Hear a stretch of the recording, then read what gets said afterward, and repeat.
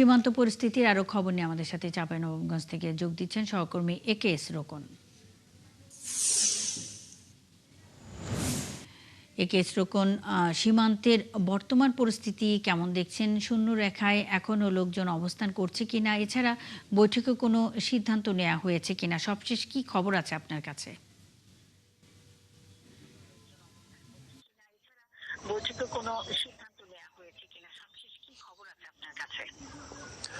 মুন্নি, আমরা প্রতিটি সংবাদ সংযোগে যেমনটি জানাচ্ছিলাম যে এখনো কিন্তু আগের মতোই অবস্থান সীমান্তে বিরাজ করছে, তবে এক ধরনের উত্তেজনা এবং লোকজনের মধ্যে একটা হাহাকার আমরা লক্ষ্য করছি, কারণ 3 দিন থেকে তারা মানবেতর জীবনযাপন করছে। যে শূন্য রেখা রয়েছে সেই শূন্য রেখায় তারা অবস্থান করছে এবং মানবেতর জীবনযাপন করছে।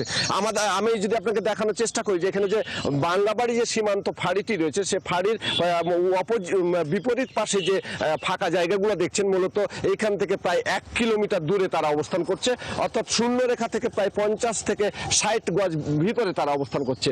এবং আমি কিছুক্ষণ আগে কথা বলেছি 16 বিজিবি ব্যাটালিয়নের অধিনায়কের সাথে, তিনি আমাকে যেমনটি জানিয়েছেন যে তারা বারবার যোগাযোগের চেষ্টা করছেন, কিন্তু যোগাযোগ করেও তারা কোনো ভারতীয় কর্তৃপক্ষের কাছ থেকে কোনো তথ্য পাচ্ছেন না বা তারা সহযোগিতা পাচ্ছেন না। আমরা যদি একটু সেখানকার সিচুয়েশন মানে পরিস্থিতি সকাল থেকে যিনি দেখেছেন, পর্যবেক্ষণ করছেন, তার সাথে আমরা একটু কথা বলার চেষ্টা করি, স্থানীয় একজনের সাথে। আচ্ছা, কি অবস্থা? আসলে আমরা দেখছি যে যাদেরকে পুশিন করে পাঠিয়ে দেওয়া হয়েছে, যে 28 জন ওখানে মানবতার জীবনযাপন করছে, ভারতীয় অংশের মধ্যেই রয়েছে এখনো, বিজিবি এটাকে ঠেকিয়ে রেখেছে।